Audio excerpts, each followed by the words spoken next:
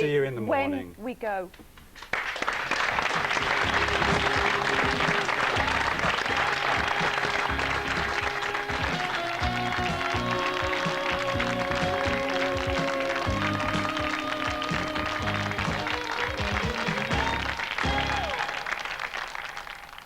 Have you made plans for your own funeral? Do you want a big fuss and plenty of flowers? Or do you think that too much money and emotional energy is spent on them?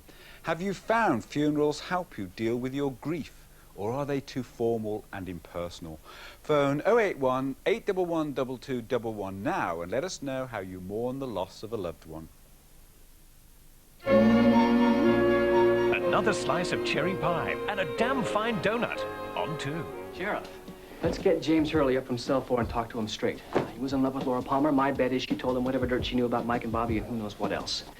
Then let's have a little chat with those two perpetrators. Let's also run a top to bottom on Bobby's vehicle, see what that brings us. We'll also check on the autopsy on Laura Palmer and see what that brings in. Oh, we're also going to want to talk to Mr. and Mrs. Palmer, but let's give them a few days to deal with their grief. Now, I've got the rest of our day mapped out. Let's meet back here in 3 minutes. Twin Peaks, damn fine television. Tonight, on 2.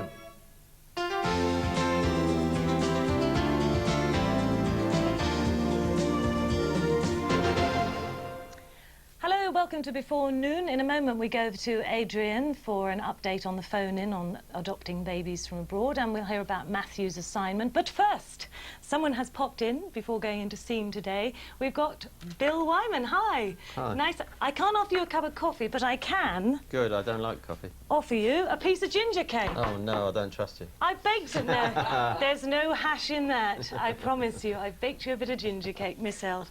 I'll save it for later. Oh, all right then.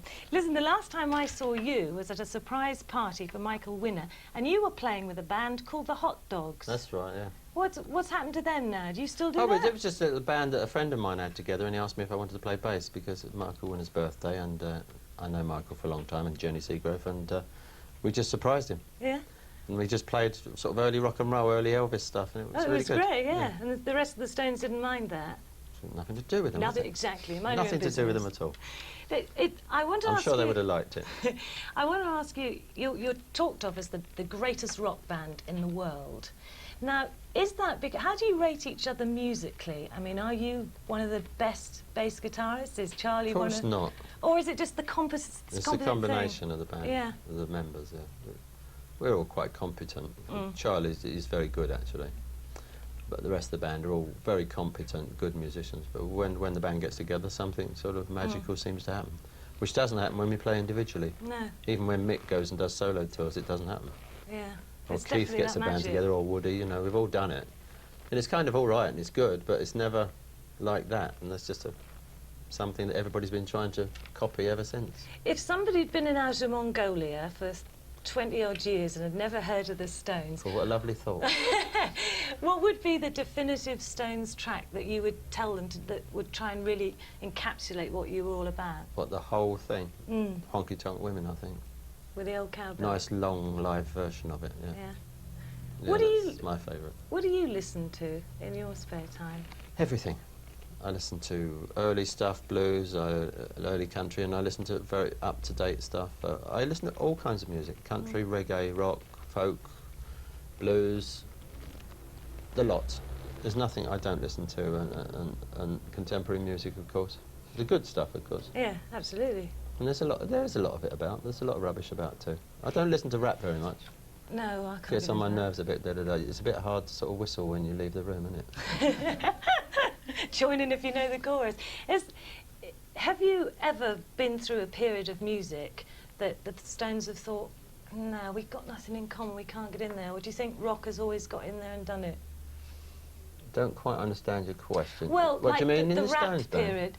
With the rap period, do you... Well, we've never followed trends, really. No. We've always stuck basically to our roots, which are blues and R&B stuff, and that seems to have worked for us. And long may you do it. Right. Are you going to take your ginger cake with you? I'll take it back. All right, I'll see you again at 12:20. If there's anything in it, there'll be words to be said. There is nothing in it, I promise, my own fair hands.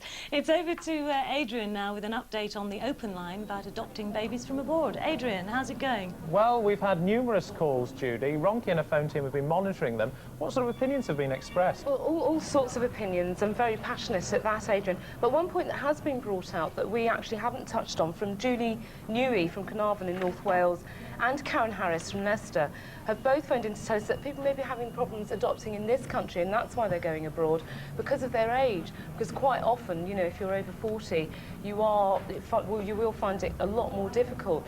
And actually, we have Joe Lowe on the line. Now, Joe actually experienced problems when he tried to adopt in this country, but he wasn't entirely altogether unsuccessful, were you, Joe? No, no. Now, how did you manage to adopt? Well, we were eventually put in touch with an inter-country adoption agency based in Holland, because obviously we approached them on the basis of seeing whether it was possible for us to adopt from abroad, and we were eventually given the opportunity of adopting from Sri Lanka, which is where we actually went to in May this year. Right, and you've got 2 children? Yes. What ages? We've got a little girl, Amanda, who is now 7 months old. Yes. And a little boy, Jason, who's 6 months old. That sounds wonderful. What possessed you to sort of adopt from Sri Lanka? Was it the conditions they were living in, or? Yes, it was. Because we've got friends of ours here in England who had actually adopted from Sri Lanka, and they actually expressed to us just how some of the children were living out there. Yeah. Joe, can I interrupt you? Yeah. I'm only speaking purely about the fact that I have been to Sri Lanka on a couple of occasions. I've been lucky enough to go there. But is it not a case of perhaps we're imposing our Western standards on our thoughts there? Because I do know that it is a bit of a culture shock to go to Sri Lanka and see the conditions there. But there's nothing unusual if you happen to live there. Well, no, that's true. It is a bit of a culture shock to go there, and it's a culture shock to see how the people live there. But at the end of the day, all children are God's children and are entitled to a normal standard of life. And I mean, to actually go there and see how some of these children live, talking about our own boy in particular, his mother just wasn't in a position to be able to feed herself. Jason was born after she had Jason after 9 months. And he was 4 pounds when he was born. Joe, let me just stop you there. We wish you every success, we really do, but we will have to move on now. I must just say that we did have another call from Mrs. Brown. She's from near Yarmouth, in Norfolk, that is, isn't it? And she said we should consider the problems of the social services, another point that we haven't actually brought out this morning, because people are trying to rush things through, she says. I mean, this is her view. And she says that it's the first act of cruelty and neglect, etc., in time to adopt. And just time for one more from Fiona Lachlan, and she's from Reading, and she says she doesn't feel people should be doing this. They shouldn't be adopting, because there are thousands of babies out there and we can't bring them all back here, so what are we to do? But wide and varied opinion, Adrian, really is. And also, I mean, the government are involved now. We talked about the adjournment debate last night, and Virginia Bottomley announcing in the Commons last night that a delegation of government ministers will be going out to Romania. So at least the government are involved now. I think we'll hear a lot more about this subject. Now, you may remember that this week is Deaf Awareness Week. Yesterday I talked to award-winning actress Elizabeth Quinn, and obviously you wanted to phone and comment on the interview. Jane, what sort of calls have we had? Well, we had all sorts of calls, Adrian, and in particular we spoke to the British Deaf Association yesterday, who have launched this week Manifesto 2000, which is a policy document laying out all their proposals. Yes. What does that involve? Well, it's aimed to improve the rights of deaf people to achieve certain targets in terms of education and employment by the year 2000. So if anybody would like some information about that, we're going to give the address in a moment. Have your pencil ready? That's right. And also we had some calls yesterday about sign language classes. A lot of viewers made contact with the local adult education centre, but found that the classes in most cases were oversubscribed. So the British Deaf Association can actually help with that too.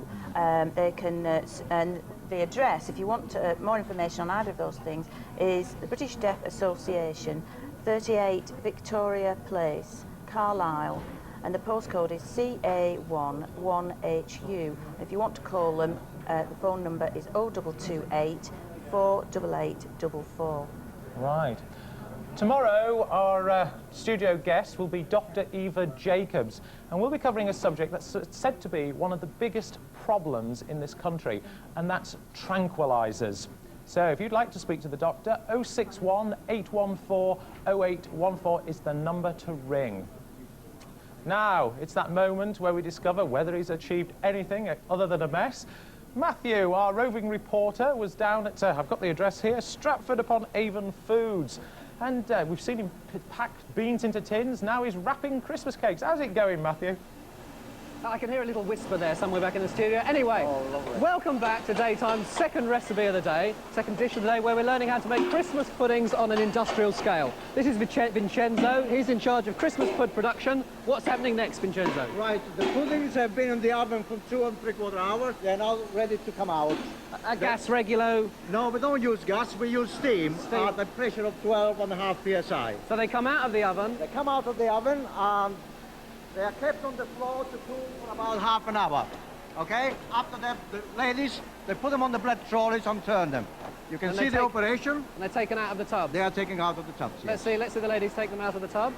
Right, would you like to have a go yourself? Yeah, why not? Let's have a quick go. Here, hold me, Mike. Might as well use two hands. There you go. There you go. Glad I could be of service. You're doing very well about it. Thank you very much, Vincenzo. Now, the puddings then go for about 48 hours in a drying room. And after 48 hours, they come out to be check-weighed again. And they go through a belt and metal detector. Okay, just in case there is anything wrong. Something in there. Absolutely. Threepenny bit, perhaps. There is one that are to be rejected and will be kept for future. So what will happen to that rejected Christmas pud? The QC are going to look at it and make sure that and the findings are going to quality control. Right. Now these ladies are wrapping the Christmas puddings. Hello, we've met before. This is Pearl. Sally. Because we would like it to go eventually. And in fact, you've got 45 seconds from now to wrap as many puddings as possible. I knew that was a fantastic time to study the technique. Okay, ladies, take me through it. Take me through it. Take me through it, Sally. Wrap up the Christmas pud. You're not doing so badly. Carry on. Yeah, of course, like everything, it looks much harder than it actually is. Show me what you do. Come on, give me some tips. Give me some tips, Pearl. Sally. That's it. Yes. Wrapping up like that. Sticking a label on the bud. Yeah. Number 3. Yeah. How many seconds we got left? Right. Fold We've got about 11 seconds left. Hurry up. How many have you done so far? I've done 3 so far. And there's no more wrapping paper left. 4, 3, 2, 1. Time's up, Matthew. Let's have a look. How did he do, ladies? Didn't he do well? Yeah. Not bad at all. Not bad at all. Bruce Hall This is about 8 out of 10. 8 out of 10. Thank you very much. By the way, Matthew, your assignment next week is to make a mattress in a bedding factory in Plymouth. And I know 2 people that certainly wouldn't buy one from you, and that's Judy and Alan, who are joining us.